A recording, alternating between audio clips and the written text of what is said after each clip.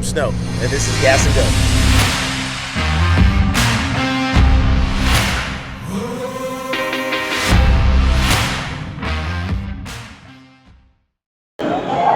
All right, welcome to another episode of Gas and Go with Snow. All right, first of all, Matt, thanks for taking the time to show me this amazing car. All right, and I'm sorry, what's your name? Debbie. All right, Miss Debbie, thank you. This is really what makes this happen, because if she wasn't for it, you couldn't do it, right? I know, many years ago. We've been married 44 years. Oh, well, congratulations on that. And so 47 years ago is when we met. Okay, all right. Yeah, she stuck with us. Well, let me ask you something. How long have you been into the racing and building cars and doing that? I believe I probably got into about 1975 is when I really started getting enthused in the racing. Okay. And, you know, I was a senior in high school and had to have a hot car, right? So, you know, buy a set of mags and you really think you got it. So, and then it just progressed. Mag wheels will make it go faster. Yeah, and Howie sticker makes it go faster yet. There you go. So, in 75, I think is probably when I really got into it. And then progressed, and in 77 I met Deb. Okay. And that's when life got better? Life got way better. Yeah, that's the truth. I promise you that. Okay. So she was just supportive of everything. And then we started going to events together. We started building some cars and, you know, hot rodding old Mustangs and whatnot. All right. And we started going to events together and started, you know, getting a little notoriety and whatnot. Okay. So, and she stuck with it all the way. All right. Yes. And then we funded a rear axle. Yeah, that's a good. I wanted to narrow the rear end on one of our cars because that was a big scene in '79, and I couldn't afford it. I noticed the tubs in there. So it's pretty major. I couldn't afford it, and a local racer was parting out one of his drag cars, and he had this narrowed rear end. Yeah. And it was $1,500, which was back in '79 or 78. That was a mountain of money back then. Yeah, it's still a good chunk of change. You get a cheeseburger for that. So, you know, I told Deb, I came on, I said, man, if I could just get this $1,500, I could get this rear end and I could really, you know, narrow the rear end. Well, I didn't know, but she went down to the bank with her dad and co-signed a loan and got the money to get me that rear end. No way. So then we knew she's a keeper. Okay, so let me ask you something. This looks like, I'd say about what, 86, 87? 88. 88, yes. Okay. So when did you get this car? Okay, in early '87 at the SEMA show, all right. Ford Motorsports recognized what Deb and I were doing with cars. Okay. And they wanted to get with us to do a car for the '88 SEMA show for the Ford. So anyhow, I met with them in early '87, right? And they sent us this car. It was a brand new turbo coupe, '88. Okay. Turbo. Yeah. And they sent it to us in the back of a. Now that turbo coupe was a 4-cylinder, right? Yeah, I believe it was. Yeah. So, all right. Well, it's significantly bigger than a 4-cylinder now. Yeah, we drug it. It was shipped to us in a truck, in like a roadway truck. Yeah. And got it, pulled it out, and stuck it in the house, and the garage, and immediately just started. Tearing it apart. And I sold all the parts that I couldn't use back to fund the build. Yeah. Yes. Okay. Exactly. So then I wanted to do something. We built several very successful cars previous to that. Okay. But I wanted to do something different. You know, because we started doing things. What are we going to do different? Yeah. So I said, I knew what color, because in 87, remember the show Miami Vice? Yep. Crockett and Tubbs. Yep. If everybody wore pastels, you know. Yeah. In the middle, you know, a big fight, wearing pastel. Had the pastel jacket and the white linen breeches. That's right. Yeah. Okay. So I said, I want to do something. And I said, let's do something different. Let's do pink. Yeah. And then let's fade it, you know, into a graphic. Right. So that's what we did, and our painter, who's a very, very, very talented painter, did that. Yeah. For us. But in the meantime, I wanted to do something. You know, everybody has engines with blowers. Okay. You know. Yeah. So I'm glad you said that, because this is something I really want to focus on. Mm-hmm. Now, if I've seen one, I've seen 100,000 blown cars. I have never seen this setup. So can you tell me what made you put the blowers here? What's the advantage of doing that? How did you make that fit? Okay.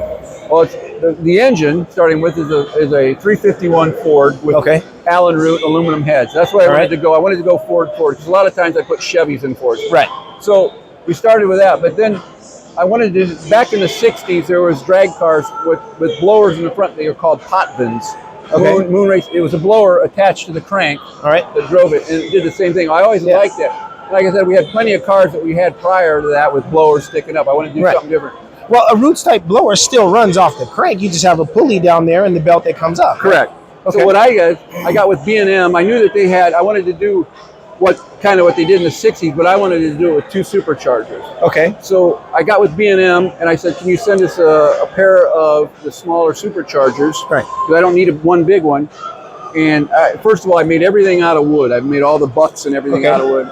And then I wanted to reverse rotation the superchargers because they're running backwards, obviously. Right. Yep. And then feed a couple of plenums, into the main plenum. So that's how that came about. So to get this to run backwards, did you just basically make a different gear set? Yeah. Okay. Flip it around. Just flip it around. Yeah. So then I got to the point where I said, okay, I knew this was coming, but now I got to worry about the radiator. There's no room. Right. Yep. So I deal in IndyCar racing, they all have 2 radiators. Yep. So I said, I'll just split the radiators. Yeah. And then we got plenty of room, There you go. So that's how that all became about. And at that time, a lot of manufacturers and people wanted to be on board with these cars. So, we spent a lot of our own money on the car, but we were fortunate enough that a lot of sponsors. People jumped in on it, Well, this is definitely the most unique blower setup I've ever seen. And now, there's another question I got to ask you. So, it says a Pro Street, and Maddie over there behind the camera looked inside and has a full gauge cluster. So, is this a street legal vehicle? Yes, it actually is. We've had it street legal. So get a look at the inside of that, because it looks like literally. I mean, I imagine it's like lunging at every rotation, but it's a street legal car. Yeah, I just put our new sticker plate. I just got them in the mail about a week ago, and put the new sticker on the plates. Yeah. So let's check that out. So she actually has a license plate and sticker. Yeah, the registration and everything. It's just look at that. This is February, and there's February 25, so it's good for a year. So now, where are you guys out of in Arizona? Chandler, Arizona. South. Oh, okay. I used to go to Chandler quite a bit. I go over to, matter of fact, I'll be over there next week. I'll be in Tempe for a training class with Legacy EV. We'll talk about that in a second. But okay, so now tell me something. I noticed a lot of signatures here. So what are the signatures on the wing? Okay, these are all signatures of either magazine editors, of Carcraft and Hot Rod. Yeah, and really good friends. Brian Benedict from Hot Wheels, because they made a Hot Wheel of this car. Yep, I saw that one. He signed it. Brendan Vatuski, who actually did the work on it. Then you got Jeff Smith, Harry Hibbler, who were both editors of Hot Rod. Right. These are all signatures of people that we've known clear back from the 70s. Yeah. And so that's your media panel. Yeah, these are really, and a lot of good friends. Larry Wood, who started, was a big creator of Hot Wheels. Yeah. He didn't invent it, but he was one of the main guys. So that's what all this is. So a lot of people, I had like some other celebrities that came by and they said, why don't you have them sign your wing? I said, because we don't have a history. Yeah, exactly. Oh, no, I love that. These are friends. I don't want, somebody on there just because, hey, look who I got. So now I got a serious question for you. All right. This thing looks like it is lightning fast and it's just terrifying. Do you actually use that?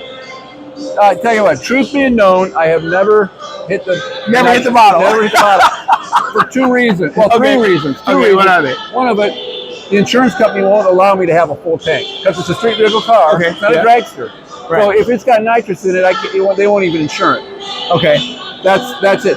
Second of all, the valve is always open to let pressure out because and it's sitting in the rear window. There's been extreme. If you go on YouTube or something, it gets hot as hell. And they explode. Yeah. And they blow the whole back of the car off. Yeah. There's videos of that. Especially in Arizona in 120 degree heat. So that's the 2 main reasons. And all right. So I just, insurance company, if they caught me with that in there and I had a wreck, I'd probably go to jail. But second of all, they would never pay for one bit of the damage. So that's the truth be known out there in TV land. There you go. All right. Well, hey, you know what? I'm going to wrap up here. Hey, thanks again, man. This has been great, and I love this car. Thank you guys for joining us, and I'll see you guys next time on Gas and Go with Snow. All right.